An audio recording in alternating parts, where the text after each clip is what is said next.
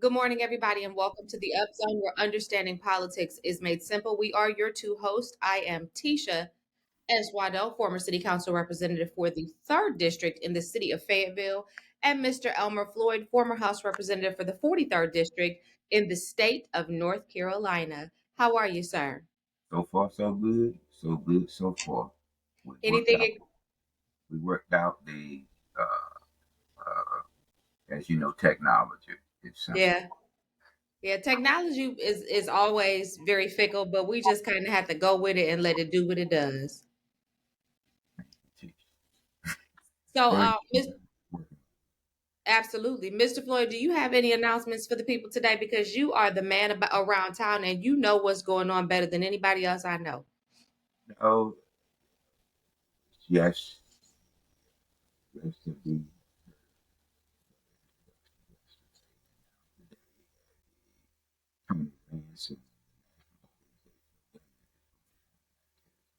Okay.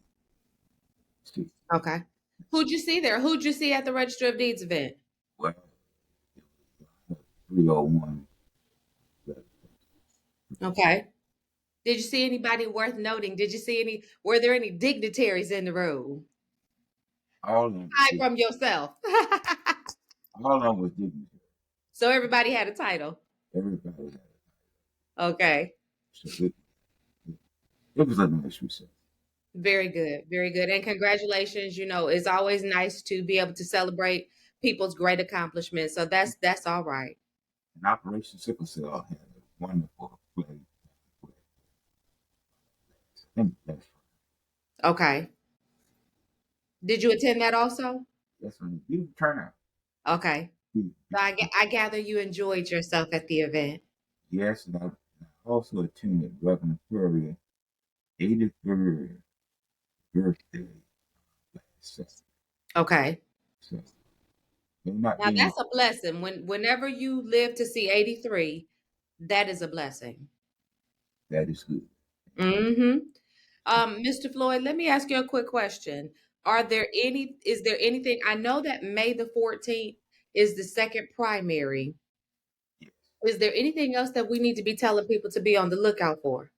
Well, the primary, so Republican, so those persons who participated in Republican voting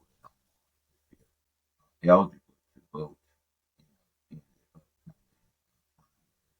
But one thing that I, as a representative each year, I will introduce legislation to appeal the second primary. It's a lot of money as it relates to tax Okay. dollars. First threshold was Mickey Michelle. Okay. Democrats set a threshold of 40%. And I was able to negotiate it down to 30% Okay. because both parties like the second.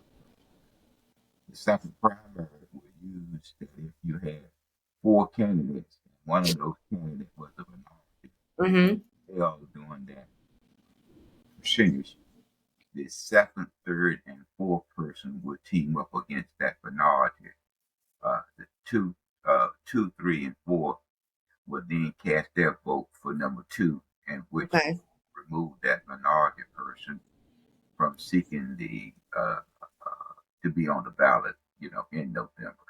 Okay. I had a problem with the second primary from day one, Okay. but both parties liked it and both parties used it. So the long and the short of it right now is people need to know that they need to, if they vote a Republican ticket, they need to know that they have another primary coming up. I think one of those primaries that one of the first if you if think he ran Okay. Okay. So just be on the lookout. Yes, it's time to vote again if you vote a Republican ticket, and be prepared for May the 14th because that's when that is taking place. very Um, important. it- Very how did, important. did did you attend the E.E. Smith meeting, Mr. Floyd? Well, Tish, no, because I had some bought, go fishing, you buy bait, and I thought it would be more appropriate that if I go to the Cape Fear River, I get a better response. Did you hear? Have you heard any feedback about the meeting? Well, it was the same terminology that was expressed as it relates to the sites, the 7 sites, then the consultants represented the Fort Liberty site. And Fort Liberty was saying to the best and the nice way that we would do this.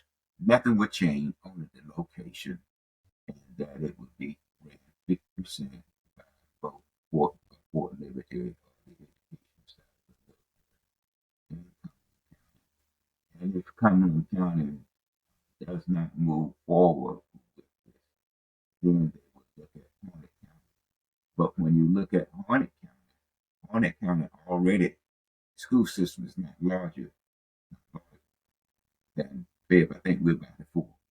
I think though that that's a signifier if they're giving the nod that they'll look at Harnett County. I think that that's a signifier that they would expect that there should be some growth in that area because I think the military will start funneling their people out of the Fayetteville area and into the Harnett County area. Well, you have to look at Harnett County. I think it was in 2019 borrowed $100 million, you know, and they went used $50 million. But they already have seven. They already have 7 high schools in Harnett County. Now, saying that, you know, they also have this large housing project up there by 24. And that's intentional. That's intentional. They That's have, a we are expecting growth. We're expecting growth. And I believe that the military is intentional also, and they are smart enough. And I think that we've seen the writing on the wall for at least a decade where Harnett County is concerned versus Cumberland County and the relationship with the military. Cumberland County has been very resistant to embrace a relationship with them Fort Bragg, now Fort Liberty. And I think that that resistance has cost us, it has cost us. We see that the higher level, the higher ranking officers tend not to reside in Cumberland County. They tend to reside in Pinehurst or they tend to reside, over just not in Cumberland County because well, you can get to Fort Bragg from more than just from Fayetteville. well, you know, when you look at it, you look at the economic development, 87 going towards Stanford. And one thing that drove Harnett County when it had an opportunity took the federal and Right, water throughout Harnett County. It's, right. they have they have the meaning, but the but comes whether or not they want to take on additional responsibility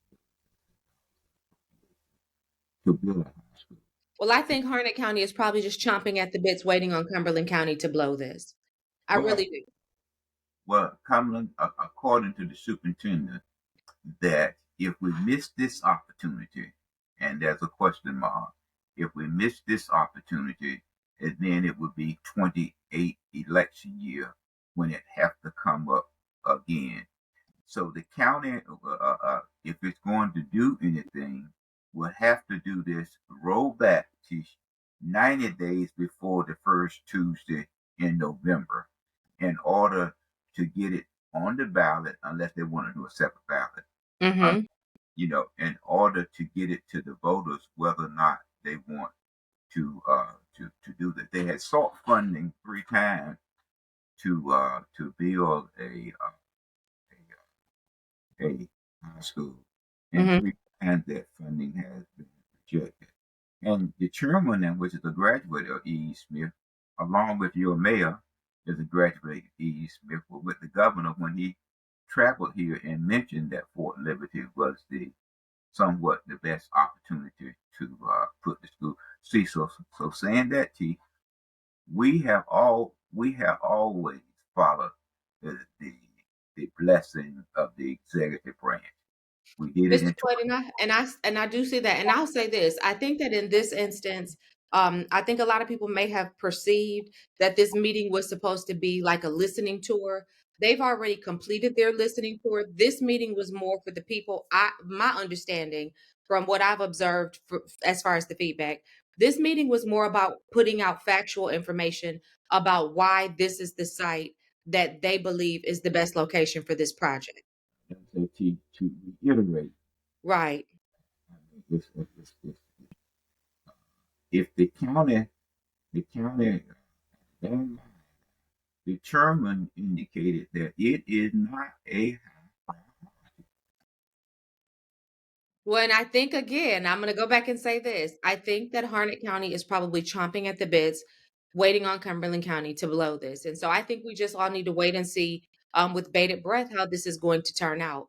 Now, Mr. Floyd, I thought that this was an interesting article, and I think it dovetails into our conversation about the schools because we're seeing an increase in teacher attrition rates across North Carolina, and how that affects Cumberland County is also very interesting. And for those who don't understand, teacher attrition rate simply means teachers coming out of the classroom, so leaving the profession of teaching. And for whatever reasons those may be. And we are noticing that here in Cumberland County, it looks like the North Carolina rate jumped 3.67% in 1 year. So almost 4% more teachers left the profession in North Carolina than did the year prior. And Cumberland County schools are faced with the third highest rate in the state. So of all of the how many school systems did we say were in North Carolina? Was it 100, Mr. Floyd? There are 115 school districts is going to accelerate within the coming years. It'll be 116.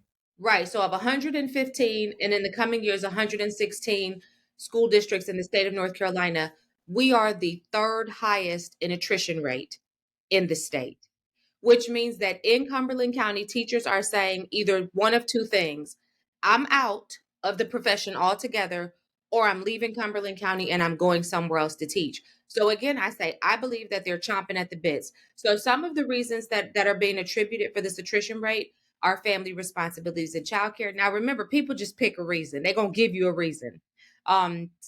Continuing education or going on sabbatical, resignation due to family relocation, dissatisfied with teaching, resignation due to career change, resignation due to health and or disability, retirement with reduced benefits, resignation of a reemployed or retired teacher.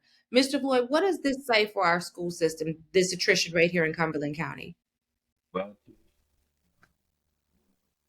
I started off in education and I retired from the city. Okay.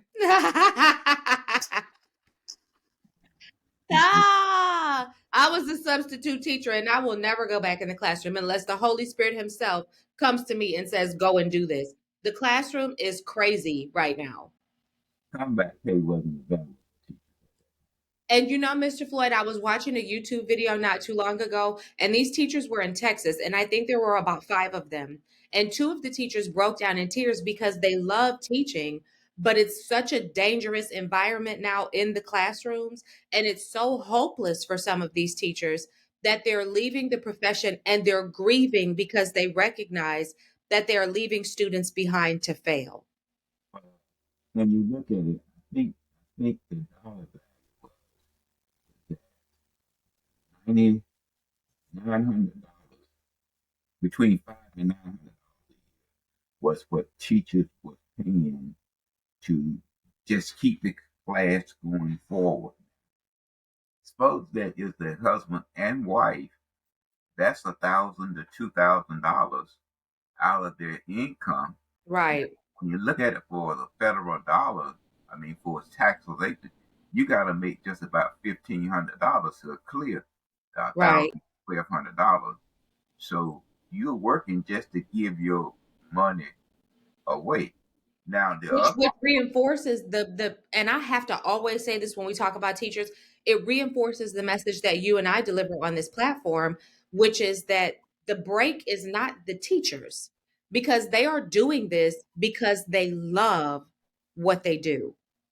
but one other thing that they also must love, who determines how much money they make? and that They're is because legislators. the legislators determine how much money they make. I remember when I was serving, they had 62,000 teachers to come to Raleigh, but it didn't change the seats. But if teachers would come out and vote their conscience, Absolutely. then the legislators will begin to say, all right, this is a group that we have to recognize. And let me, as an example, and coming right back to your education, Mhm. one of the things that the General Assembly is going to look at is the vouchers and also child care. That's Yes. because those two groups bear the most pressure on those legislators to respond. So the Hmm. teachers must do the same. Now you have what we call the North Carolina Association Educators, and then we have seniors. But what I don't understand about the groups is they will support a candidate that does not pass legislation.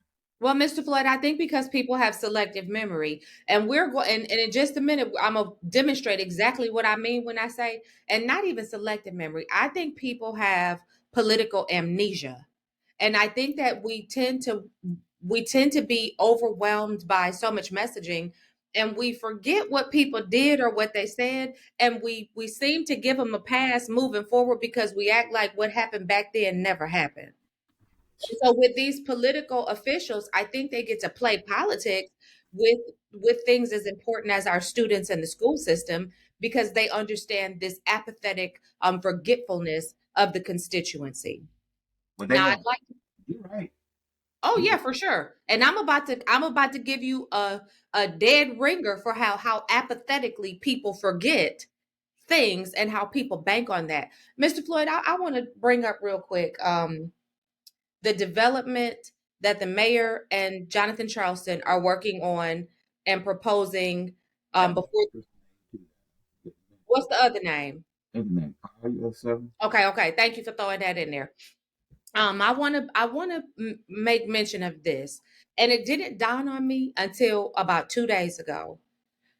Mr. Floyd, do you remember when the conversation was being had? And this dovetails again with Fort Bragg or now Fort Liberty. Do you remember when the conversation was being had about where to put the athletic complex that the city council was talking about building? Now, And she, there were three sites that were being floated. One of them was the MacArthur Road site. One of them was the business center over there off the business center off of it starts with an S, Santa Fe. The other one was off of Fields Road. So there were three sites that were floated. The business center was taken off the table. So the two sites that were still being considered were Fields Road, which is east of the river, and then the MacArthur Road area. Okay. MacArthur Road is supposed to be this collaboration with Fort Bragg. Fort Bragg is supposed to lease us the land, and we're supposed to pay for the building of this athletic complex. The city owns land on Fields Road.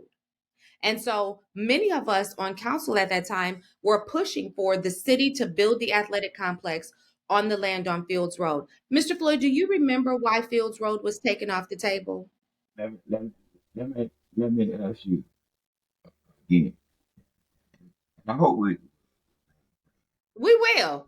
you was on the council. I sure was. This was a fight I was knee deep in. Okay. See, you was on the council. Yep. Your council bought about 50 acres of land. In Fields Road. Yes. And it Okay. was said that of the 50 acres, you could only use about 17 17 acres. acres. Why was that, Mr. Floyd? Why was that? you might have a little H2O over that way. because it was wet and it was considered. And listen, and the mayor fought us and Kathy Jensen fought us, and it was me and Shaquila, and it was, I think it was Courtney. It might not have been Courtney, I can't remember, but I know me and Shaquila were going tooth and nail with them because we were like, build that on Fields Road because it's just an athletic complex, it's just fields. Build it on Fields Road. Grass is supposed to handle water. That's the purpose of grass. Floyd, they told us, no, we can't do that because the Corps of Engineers, and we've done all these research and review, and it's unbuildable. It did not connect for me until about 2 days ago that where the mayor's land is abuts Fields Road. In close proximity. How close, Floyd? How close? Someone said the project may be 600 feet, Floyd. somewhere in that neighborhood. But Tish, but I can't see how in the world your council will buy 50 acres of wetland. But Well, I your mean, and that's not even, but today, that's not even the argument. The argument today is that my council refused to build an athletic complex I in agree. the site, but that this council may potentially approve a housing development in this site. Tish, It's you apathetic, it's amnesia, apathetic amnesia. well again, Tish, I can't figure out why you would buy 50 plus acres of land and can only use 17 acres of it. and Well, then I what the think I cost think is. that process was we bought the land and then found out that only a portion of it was But usable. but you're supposed to do that prior to I Tish. don't disagree, but that all happened. That was before my time. The council bought the wetland for whatever reason, and Mavis Smith was very adamant about that Well, because but the Mr. Floyd, but council why do y'all keep voting for these people? Because these are the people who are pilfering your pocket. So why are you voting for him when he turns around and says, no, you couldn't build an athletic complex here, but within 600 feet of this property, we're going to build 400 apartment units. that not just him, the But council y'all said, voted for him. but the council said that But y'all voted for him. what the council, which includes the mayor and all other members, said it was not a billable site. I know. So I guess you guys had the expectation that that was because it was unbuildable, that surely the mayor of this city But who made that determination would not turn around and try to build in that area. you could have built it there if you would have given 2/3 of the land for wetland, because the way the Corps of Engineers, if I'm not mistaken, saying that for every 1 acre you must give 3 acres to offset that. So, but then again, you bought the land, and whoever who sold the land to the city was a good idea. But a good developer of the other zip code will do one thing, Tish. Have They would relationships to say, be able to get people to sign off on what they want him to do. no, they, a good developer will say, we will buy the land if you rezone it. Oh, Right. absolutely. Well, I'm not going to buy Absolutely. the land, Absolutely. you And know, from I'm gonna say this again because I do believe this to be true. I think that people have relationships whereby they can go in and flex those relationships and come away with the outcome that they wish to come away with. So if I have the right, let me finish. If I have the right relationship, I can go to the right person and say, I need you to sign off on this and say that this is not going to critically impact XYZ. And relationships matter, Floyd. I mean, I agree with you on the relationship, the relationship. But sometimes, sometimes the other person, a person, should take the lead role. To me, I think the mayor should have allowed Collier to To pursue just run this ball. to run this project than for someone of a legal mind to have this person as the manager of the project to speak. See, sometimes if you want Sometimes to our make ego money, will get us caught up, you know? Sometimes it's and I've been there. Sometimes your ego will get you in a position where later you're sitting and you're scratching your head saying, I wish I would have just kept my mouth shut. I wish I would have never put myself at the front of this because I could have been in the back. Nobody ever had to know. I could have got this done and we could have kept it moving. got and you made the same amount of money. Of money. Of money. See, so you have But to. you know, I love a mafia movie, Floyd. And the one thing that always took down a drug dealer or a mafia guy was the arrogant aspect of I'm untouchable and I can do this. So once you get there, you just might as well recognize that your fall is nearby. Well, well, my thing of it is, I think that person very smart, but sometimes if you're part of a team, that's why you have a quarterback. He runs the team, but he also has 10 other players that he rely on to win the game. You remember what me, you, and Troy used to talk about being in the pocket, being a quarterback in the pocket versus a quarterback out. You know, the Yeah. ones in the pocket tend to get hurt less. Yes. They tend to get hurt less. And I'm gonna just say again, I think sometimes You Floyd, realize- I pay attention. I pay attention. And I'm gonna tell you what I'm really very convinced of. I'm convinced of the fact that I'm gonna say this again. We the people have apathetic amnesia. We forget what's going on, and our political powers that be are able to take that and run with that. Speaking of which, let me say something. I heard something and I didn't want to bring it up before because I had only heard it once, and where I heard it from, I didn't want to say nothing, but I heard it again. And now, since I heard it again and I heard it from a different source in a different place, I feel comfortable saying this. It was brought to my attention that my city council, the representative over the district that I live in, Mario Benavente, is getting married in the fall. Now, do you remember, Mr. Floyd? We spoke about this was some time ago. We spoke about the rumor that he did not live in the district, right? And that he was residing in District 5 with his girlfriend. It is my understanding that he is getting ready to marry this girlfriend who, like I said, resides in District 5.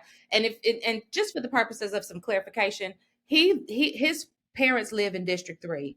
And so at the time that he ran, he, reported to reside with his parents in District 3. So it's been brought to my attention that after this wedding, he is going to possibly be resigning because he will now be living in District 5 with his wife. Have you heard that? Well, the only thing that I know is following yesterday,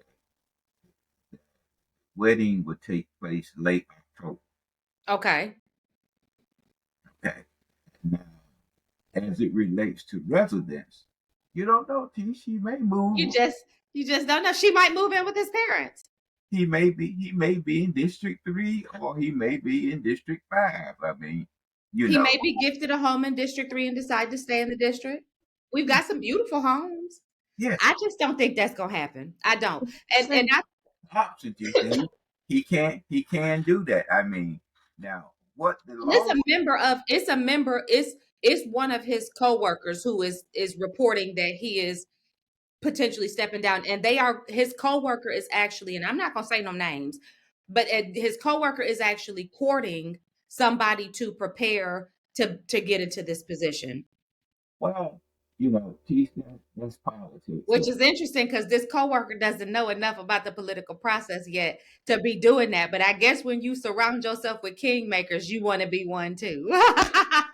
Well, and that's the thing that we talk about, Chief, and that's the thing where we feel short as members of the minority community. We have a knack of voting on people because he or she has long hair. And because Or somebody else told us to. that's, that's our philosophy. But the thing about it is that what I look at is, can you be an Amazon? Oh, That, absolutely. that's what I look at. I You mean, see, and I'm a affirm what you're saying because Mr. Floyd, I was the new kid on the block when I ran for office. Nobody knew who I was. Everybody knew who my opponent was, and my opponent was endorsed by, was kind of off the record, kind of endorsed by the then representative for our district. But I think what helped me, I mean, I know that the Holy Spirit placed me there, but I think one of the giftings that he gave me was I was prettier than my opponent. And I think that helps. So you're absolutely right. I think what kept me in my seat was the intellect and the tenacity and the concern and the care for my constituency. But I think what helped me get there was I was prettier and more personable than my opponent. And I outworked him. I outworked him. And then again, too, see, you didn't have now. If you had the go, I mean, had the Oh, it exec, would have been a different it might have been a different type of race. I still would have won, but it would have been a different type of race. And we saw that happen in the second race where they brought in a write-in candidate and put the full weight of the Democratic Party behind that write-in candidate. But I mean, it is what it is. and Um, and I still look. I was like Jeanette Council because I remember Miss Council told me during the last election, I said, Miss Council, there's some people trying to get me to run against you. They're trying to find somebody to sit in your seat. She said, well, whoever it is they're trying to find, they're gonna have to sit in my lap. That's yeah, how I felt. Y'all can look for who you want. As long as I'm here, they're gonna have to sit in my lap because this my people are with me. Because I'm for them. I'm for them.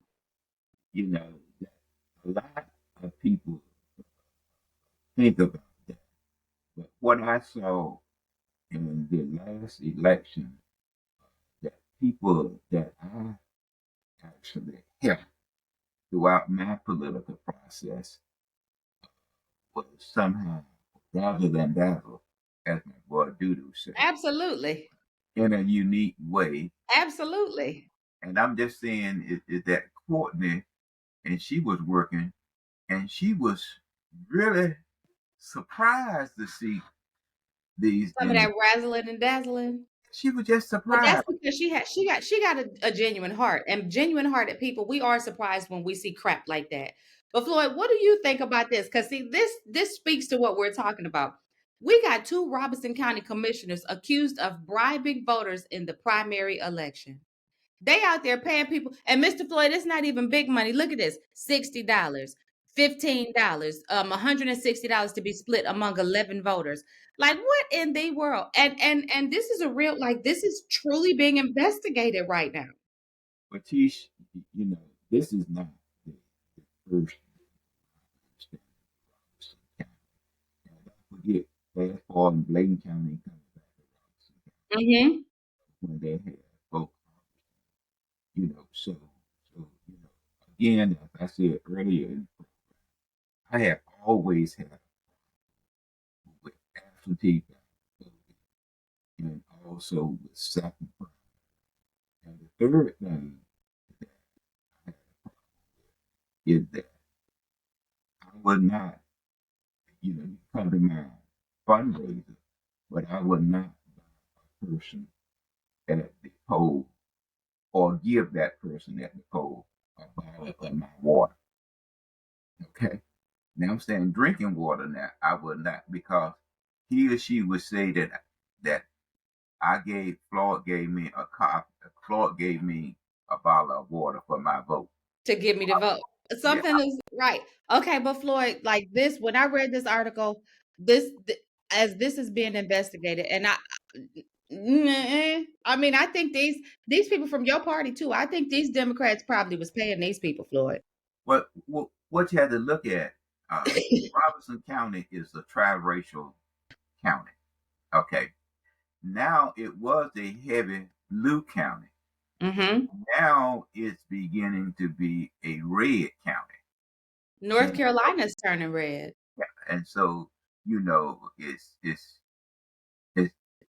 well, But let it's me say this. This is what was interesting about this article. Initially, they didn't do anything about it. When the person came and said these people are paying people for their vote, they didn't touch it. There had to be people to step forward and really like put in writing that they did this to me. They did, and I'm saying that to say, voters, you need to be to come forward and tell the truth. They did one of the person, and he withdrew his complaint. Michael Ray up in Halifax County, Mm-hmm. that they primared him, Mm-hmm. indicated that a person working in the poll was then passing out or sharing information with voters that came in to vote was to vote for the person that was running against him. But Michael just saw, ain't a point in wasting my time. You know, ain't a point. Right. That's how I feel about a lot of stuff. I was praying about it this morning and I was like, Lord, please help me to stop wasting my time on stuff that because if listen, this is how I feel. And I said this to somebody yesterday when we were talking about East of the River. I said they picked these two people to represent them. They picked Mitch, they picked their district representative Davis. These are the people that they selected as their representative. If these two people betrayed them in that way, that's who they picked. But now, Davis, there's also coming right back to you, there's another controversial issue that's in David district, and that's it's going to come up eventually if the Right. and that's Faye Block company. And If it's represented by the same attorney that's representing this other issue. that Jonathan Charleston has his hands all up and down in this stuff. And for some reason, there's still no talk about a conflict of interest because how can you be the city's bond counsel and have these your relationships are too entwined with this council? Teach at that time, Teach, you was on the council And at I made the worst. That is the only vote that I regret on council. And I did it because when Mr. Chris explained to me, because I don't have. Let me say this, because I want everybody to understand this. I don't have a personal grudge against Jonathan Charleston because I don't even know him personally. So I don't have a personal problem with him, and I think that he is a brilliant attorney. Don't get it twisted. I think he's very good at what he does. But I began to see after I took that vote, I began to see how unscrupulous he was, and I regret that vote.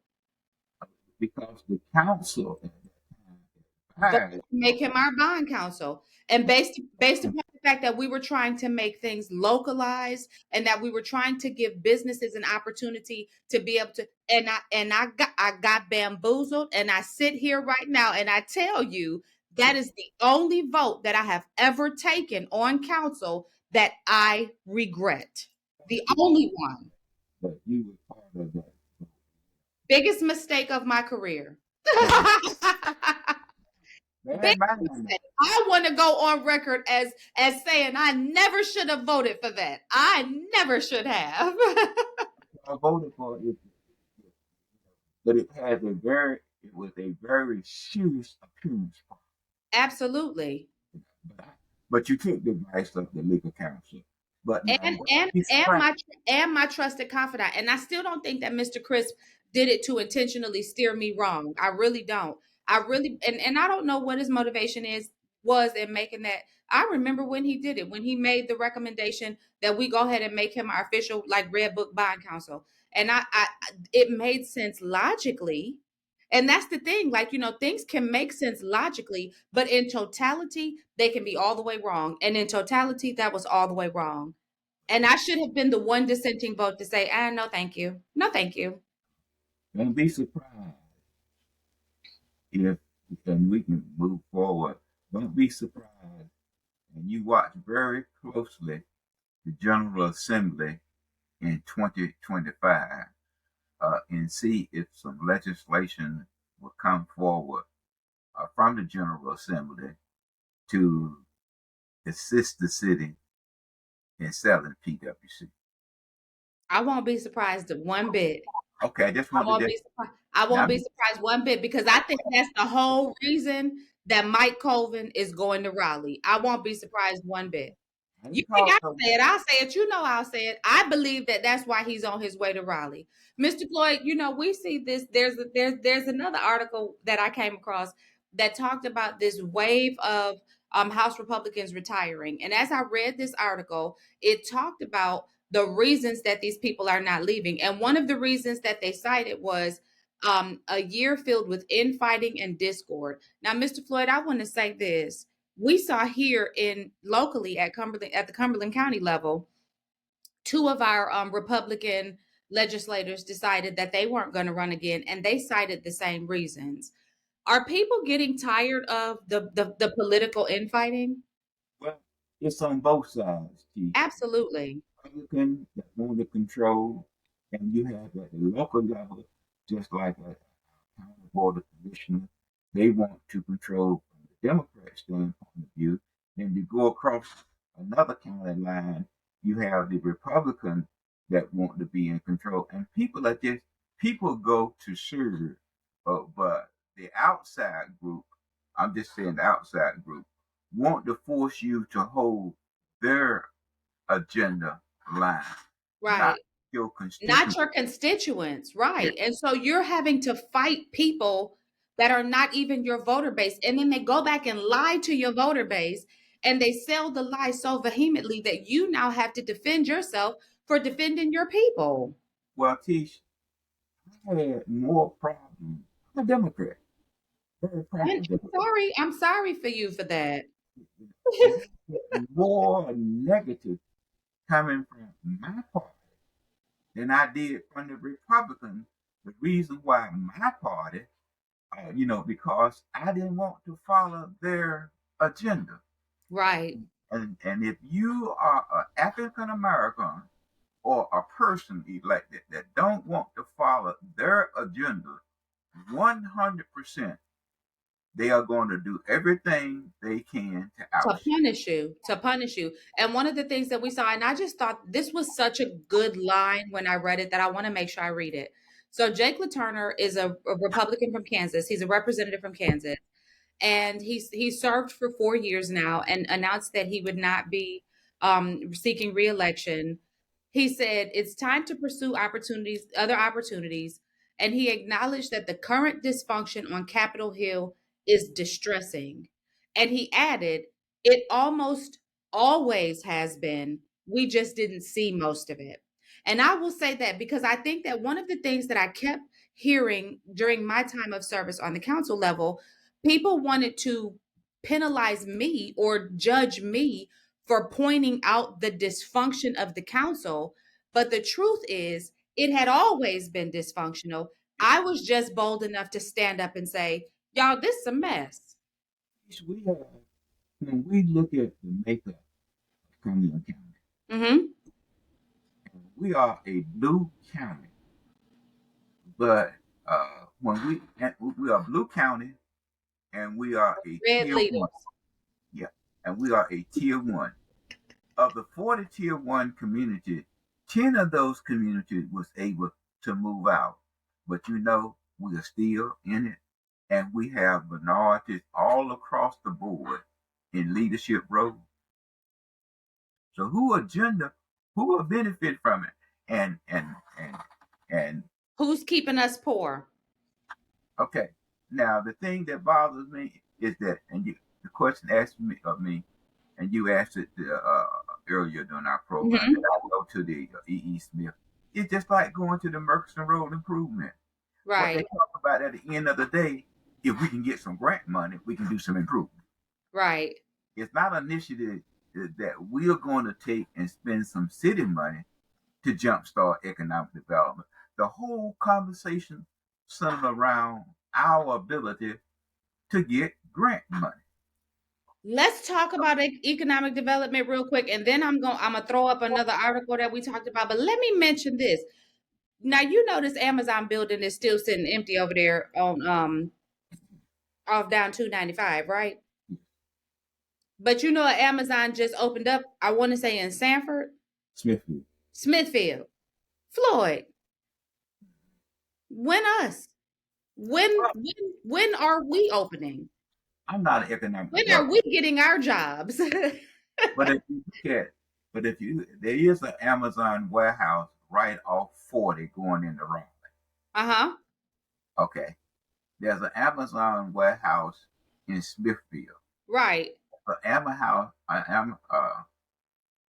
in Fayetteville, Right. and so you have to look at, are they overbuilding? Well, Amazon is apparently killing the game, which I mean is very obvious because you see all these white fluid trucks riding around delivering these packages. So Amazon, I think Amazon has built a conglomerate where they can support this volume. I They just want to know, when are we going to open? And let me tell you, and I asked Robert Van Gens, I sent him a message. Let me read to you the response because I don't want to misquote him because he said he can't discuss.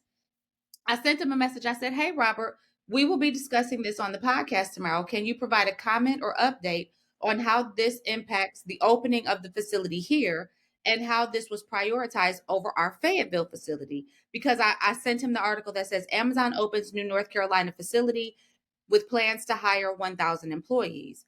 He said, "I can't discuss. Our project is moving forward. Unless I'm mistaken, that project was announced months before ours, so it's not surprising they are opening first.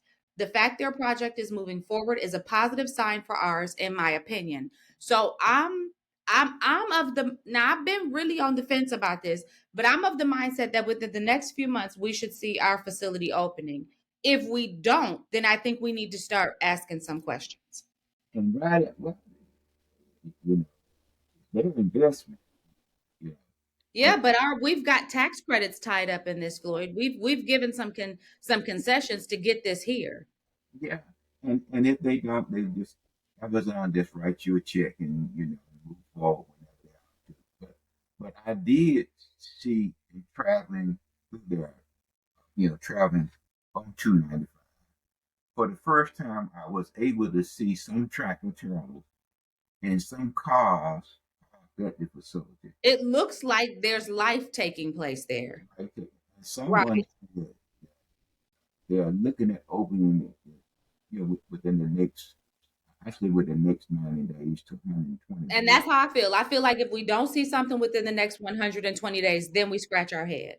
But they also, someone said that they want to do that with the opening of the hotel that's going across the street. And I And was told that they're trying to line it up with the completion of 295 so that the trucks have a direct route to be able to do what they need to do. now, Chief, don't say that, please, because that's a couple of years. That's a couple please, that's a Well, I'm couple. just saying. But now speaking of economic development, Floyd, we got a lot of for sale buildings downtown. So what does that mean for us? Like, look, we've got five of downtown Fayetteville's largest buildings for sale. Two Husk buildings, the Prince Charles, the Lawyers Building, and the Robert C. Williams Business Center. And most of those are on Hay Street. What does this say? Well, Tish, is it good? Is it bad? Or is it ugly? And it depends on who you want to talk to. From a realtor standpoint of view, with the money, it's a perfect storm. Oh, because they'll make a whoever sells the building is going to make a great amount of Right? money. And Which then I think, John Malzone tends to be the person that sells downtown real estate. So I don't know if, and he was quoted in the article as basically kind of saying this is a good problem to have. It indicates that that people feel like now there's somebody who needs to take this development to the next level. I was concerned that the part that concerned me most, I'm gonna see if I can find it in here, was the aspect where it talked about the people who own the Prince Charles Hotel and their reason for wanting to sell. Because their reason for wanting to sell is because they want to take the money that they make from that sale to build the luxury condominiums on top of the parking deck. Now, if you recall, what was supposed to go on top of the parking deck was a hotel in partnership with a major hotel chain, which to me is much different than putting up some more places to live. We need Cumberland County needs a luxury hotel that can function as a convention center. And if because we can't draw large conventions bring money to a community. Tish, you got that. I mean, that was the purpose of the AIT bill. But that building is so raggedy and dilapidated, that's not going to bring nobody now. That's saying to you, Tish. I mean, we had an opportunity to do that with the Civic Center.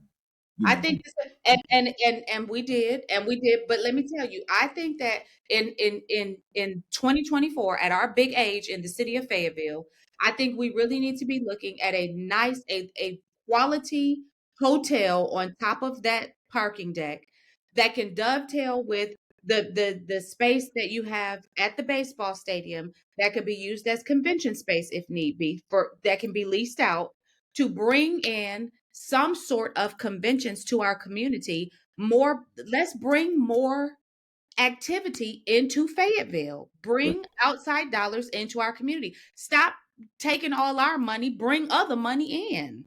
but teach other facilities. You know, Prince Charles to me, if it is so, whatever they do, if it's apartment or whatever, we will get an elevator for the parking deck. Yeah. But Floyd, them little bit of the tax dollars that you get for a residential community, they Teach pale in comparison to tourism dollars. elevator for a building that you was on the council that you spent $41 million. You ain't finna keep talking to me about that.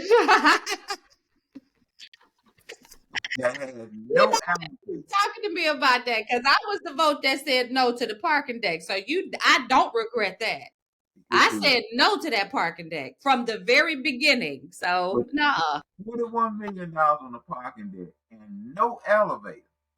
Okay, no elevator. Floyd, I just have to reiterate this because I think it is such an important point. I feel like we need to drive tourism dollars into Fayetteville because tourism dollars are more effective for our community than I agree leveraging with us you. The for. elevator. I agree with you, but I I mean, agree. We need the elevator. you We need got the elevator that leads up to a luxury hotel on top of the parking deck. bad. I'm gonna get an elevator.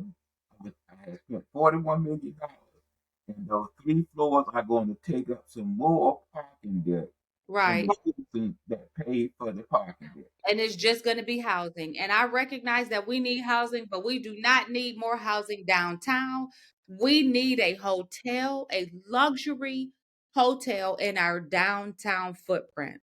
But see, again, I'm happy if you say a Prince Charles that we can get an elevator, and you're gonna lose more parking.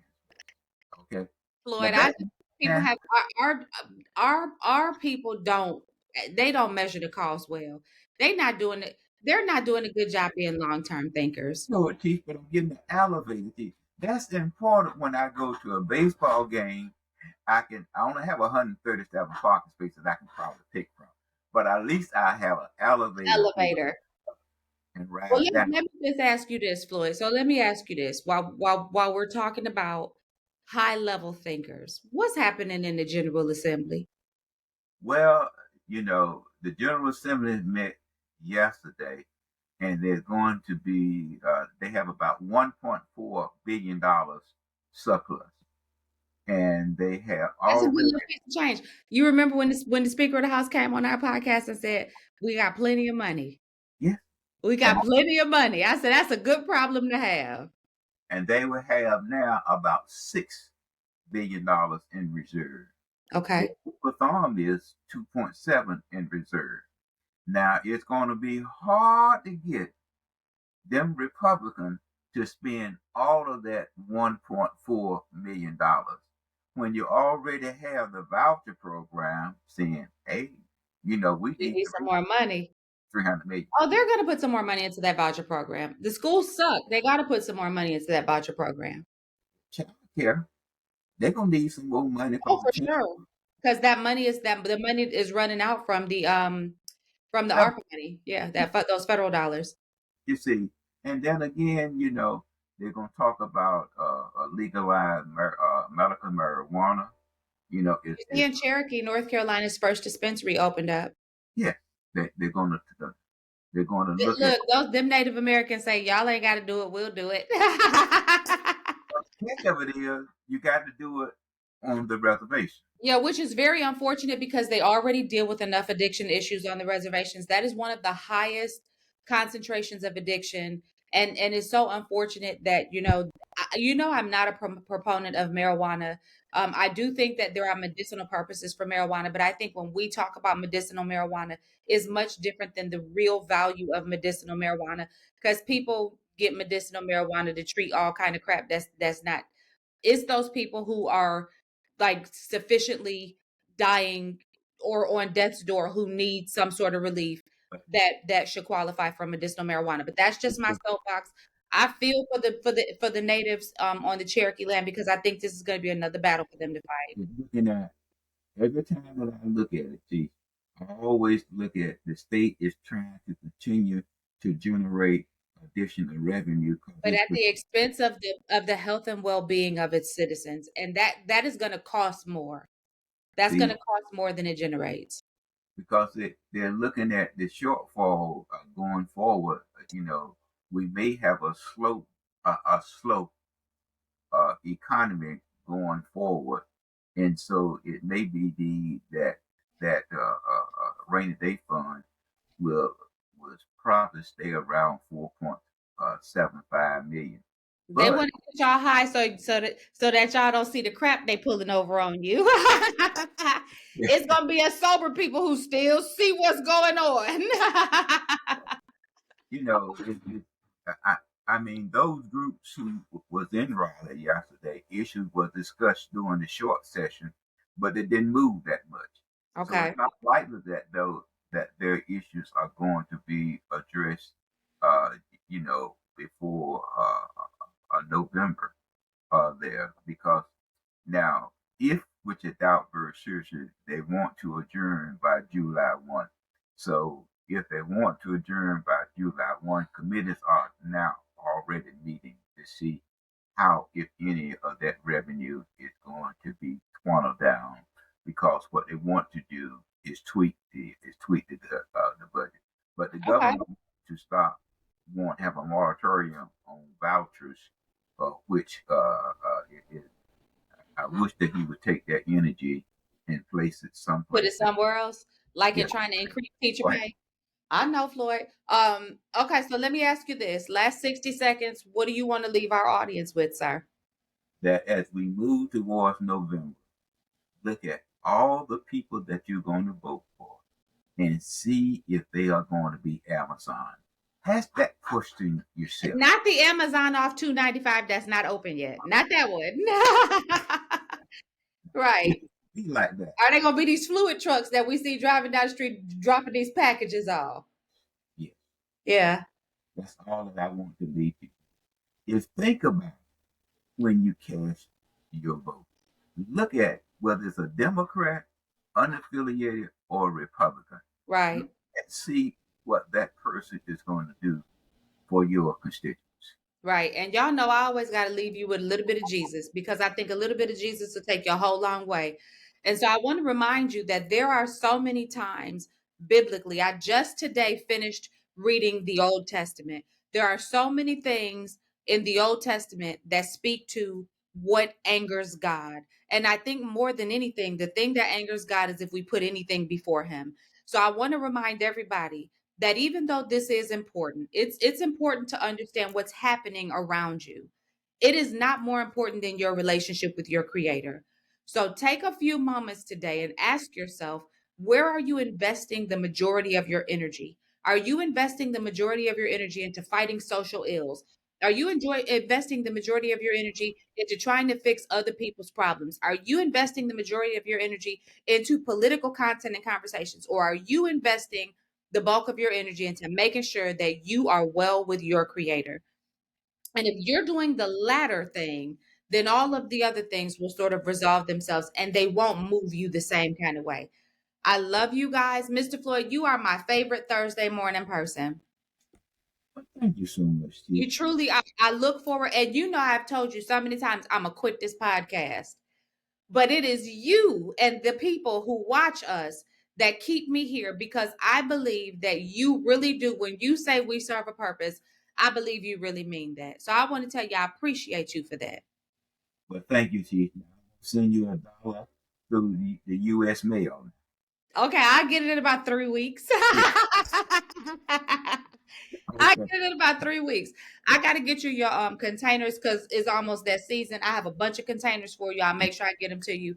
You guys have a really fantastic day. Make sure that you like, share, subscribe, follow. Click that Click that button that notifies you of when we go live so that you can know, hey, we're on. And tell a friend to tell a friend, because you don't want your friends to be stupid or ignorant about what's going on in their own community. Mr. Floyd, you keep us posted and you keep us straight.